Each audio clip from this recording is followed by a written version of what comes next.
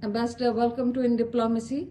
Your term is coming to an end. Tell us about the bright parts of your tenure in Singapore.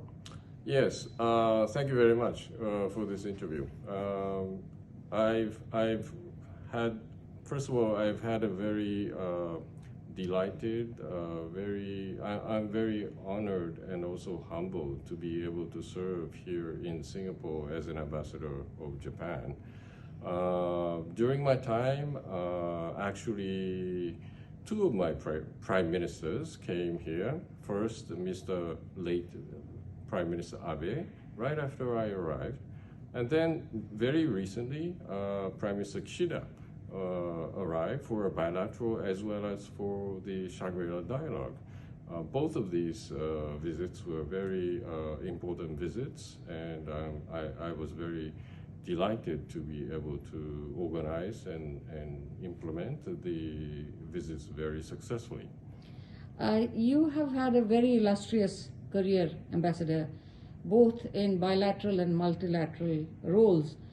What do you think, in your opinion, is the future of Singapore-Japan ties, also bearing in mind so many geopolitical developments around the world? Well, I think Japan and Singapore has had very good relations, excellent relations over the years.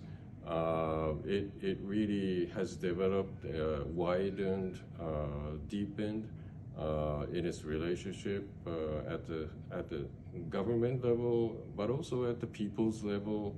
It has its width, it has its depth, and I'm sure that this relationship will really develop even further. It will be. And I must also add that at the economic level, it of course goes beyond, without saying that it has been a very productive relationship between the two countries, and I'm sure it will continue to be such. I have very strong conviction that our bilateral relations will continue to grow.